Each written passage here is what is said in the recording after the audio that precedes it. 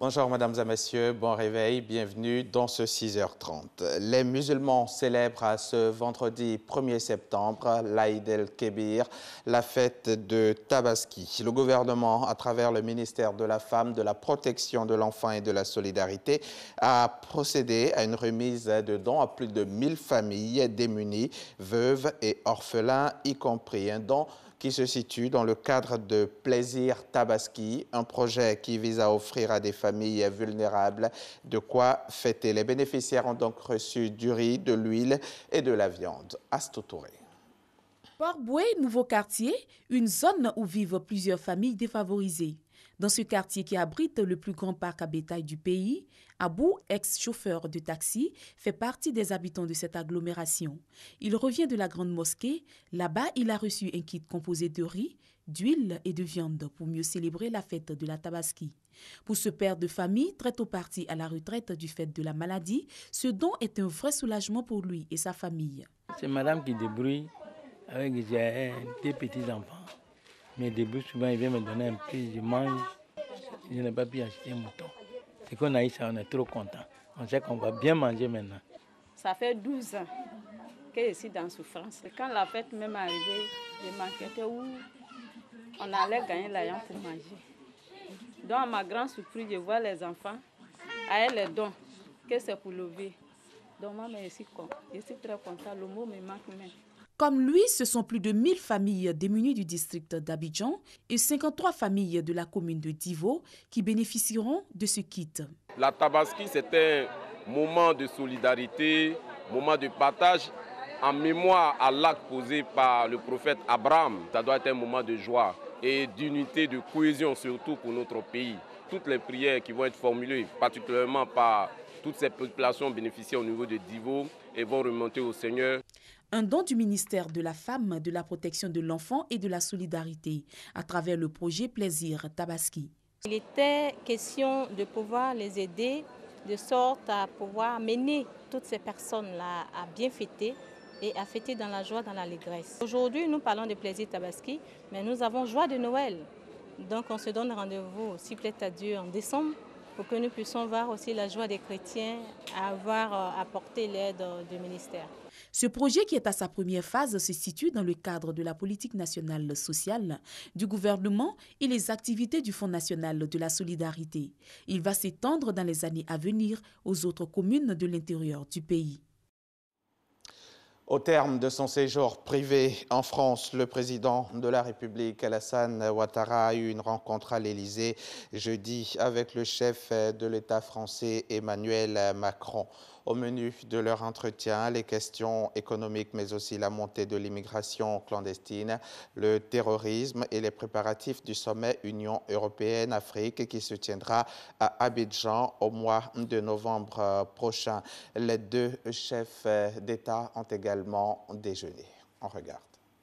Le chef d'État africain reçu à l'Élysée le 11 juin dernier par le nouveau chef de l'État français Emmanuel Macron après sa prise officielle de fonction. Le président de la République, Alassane Ouattara, qui vient d'achever une visite privée en France, a eu ce jeudi 31 août une deuxième rencontre à l'Élysée avec le président français. Cette rencontre, sous la forme d'un déjeuner de travail à 13h, heure française, a démarré par un tête-à-tête entre les deux hommes d'État, suivi du déjeuner qui s'est déroulé dans les jardins de l'Élysée. À l'ordre du jour de cette deuxième rencontre, des questions d'ordre économique, avec notamment le soutien toujours renouvelé de la France au gouvernement ivoirien dans son effort de développement de la Côte d'Ivoire. La France est le deuxième partenaire commercial de la Côte d'Ivoire. Par ailleurs, de grands projets comme la construction du métro d'Abidjan seront réalisés par des entreprises françaises. Ce jeudi à l'Élysée, le chef de l'État ivoirien a déclaré sa satisfaction pour le soutien de la France au programme économique de la Côte d'Ivoire pour les 3 ans à venir. Les relations entre la France et la Côte d'Ivoire sont excellentes, elles sont fortes. Évidemment, nous avons parlé des projets importants et je voudrais saluer votre soutien pour le projet que vous appelez train urbain d'Abidjan, nous appelons métro d'Abidjan, qui j'espère pourra démarrer. Le Premier ministre en a pris l'engagement. Les travaux pourront être lancés dès le mois de novembre à l'occasion de votre visite en Côte d'Ivoire. C'est un projet essentiel parce qu'Abidjan est une ville de 5 millions d'habitants et évidemment les questions d'environnement, les questions de transport doivent être résolues.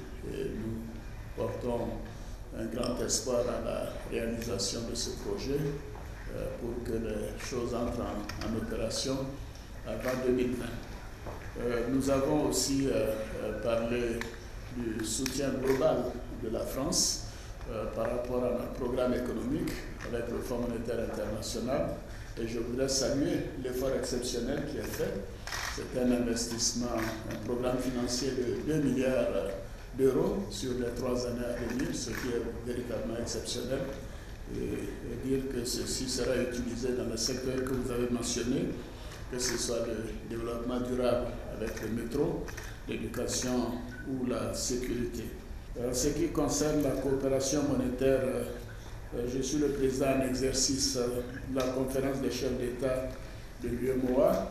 À ce titre, nous avons évoqué les défis qui sont les nôtres, mais j'ai tenu à souligner que notre zone monétaire est une zone solide. Elle est solide, que c'est une zone où la couverture monétaire est de plus de 75%. La monnaie commune que nous avons est une monnaie qui rend service au peuple africain, qui est une monnaie appréciée, et une monnaie qui circule dans les pays voisins, alors qu'aucune des autres monnaies ne circule chez nous. C'est-à-dire que c'est une monnaie qui a une certaine attractivité, et je voudrais me féliciter de cette évolution et dire que notre zone continuera d'être gérée de manière rigoureuse et de s'ajuster par rapport aux difficultés extérieures. Les présidents français et ivoiriens se sont concertés sur les préparatifs du sommet Union européenne-Afrique prévu fin novembre ici à Abidjan.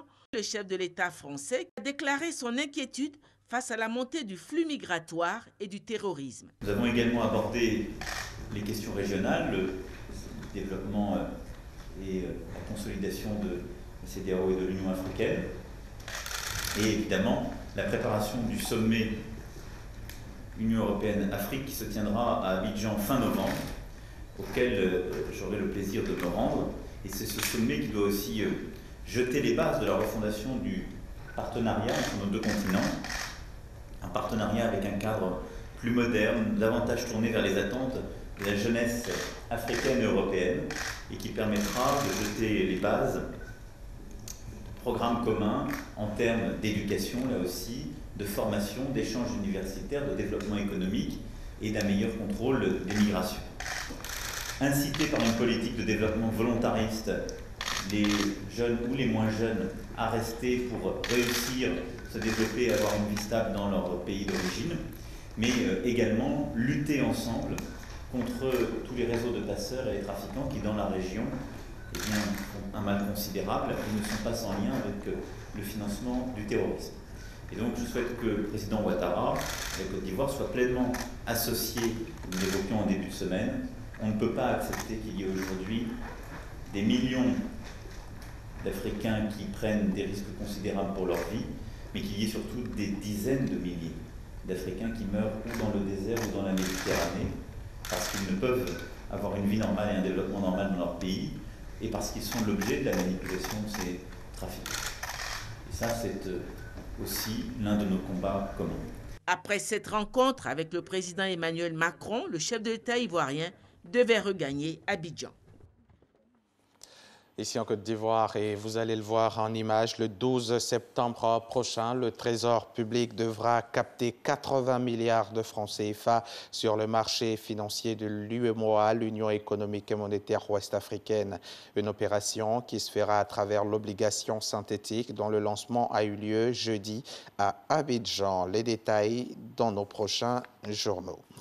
Mardi, le ministre des Infrastructures économiques a visité la station d'eau d'Adzopé et les installations hydrauliques de Yakassé à Tobrou, au sud de la Côte d'Ivoire. Le ministre a dit l'engagement du gouvernement à offrir de l'eau potable aux populations, indiquant que sur 510 sous-préfectures, 310 sont déjà connectées à l'eau potable et que les 200 autres le seront d'ici à 2020. Cela grâce au programme d'eau pour tous adopté récemment par le gouvernement. Reportage Francis Boisfond.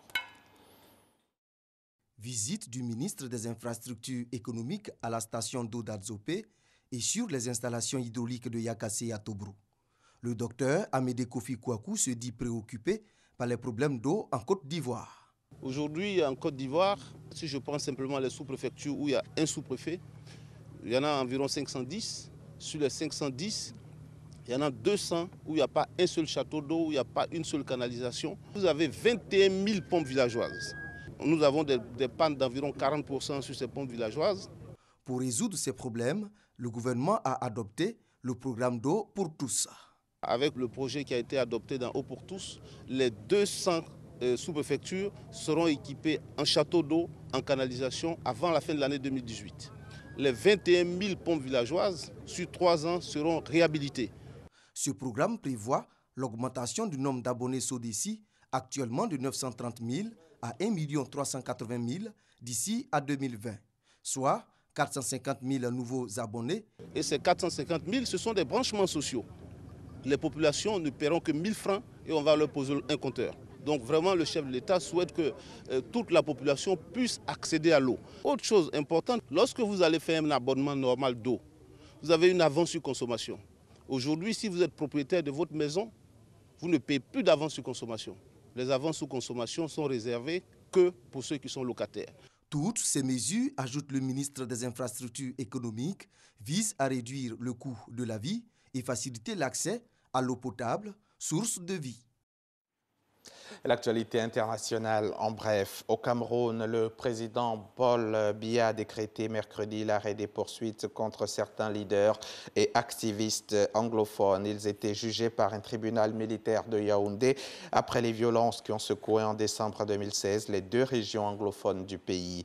Mais les libérations prennent du temps. Hier jeudi, le tribunal militaire de Yaoundé, qui doit valider ces libérations, n'a donné son feu vert qu'à une trentaine d'entre elles. Une vingtaine d'autres prisonniers devront attendre une prochaine audience. Au Rwanda, l'un des frères de l'opposante Diane Rwigara, qui vit aux États-Unis, s'alarme de la disparition de sa sœur, ainsi que de 4 autres membres de sa famille. La police, elle, dément la disparition de l'ex-candidate à la présidentielle et affirme s'être rendue à sa résidence dans le cadre d'enquêtes préliminaires sur des suspicions d'évasion fiscale. Le Hezbollah a célébré hier jeudi au Liban sa victoire contre les combattants djihadistes. En 1 mois et 2 batailles, le parti chiite puis de l'armée libanaise ont réussi à chasser les différents groupes extrémistes présents depuis 3 ans dans la région frontalière de la Syrie, un événement considéré par le Hezbollah comme la seconde libération du Liban après le retrait en 2000 des soldats israéliens dans le sud du pays. Les autorités irakiennes annoncent avoir repris la localité de Tal Afar, jusque-là contrôlée par les hommes du groupe État islamique. Au-delà de cette petite ville, c'est toute la province de Ninive, dans le nord du pays, qui serait désormais repassée aux mains du pouvoir irakien 3 ans après la spectaculaire percée des djihadistes dans cette région. Et puis, ce 31 août, hier donc, les États-Unis ont ordonné la fermeture du consulat de Russie à San Francisco, ainsi que 2 annexes diplomatiques à Washington et New York. Cette annonce intervient à la veille de l'entrée en vigueur de restrictions visant le personnel diplomatique américain en Russie.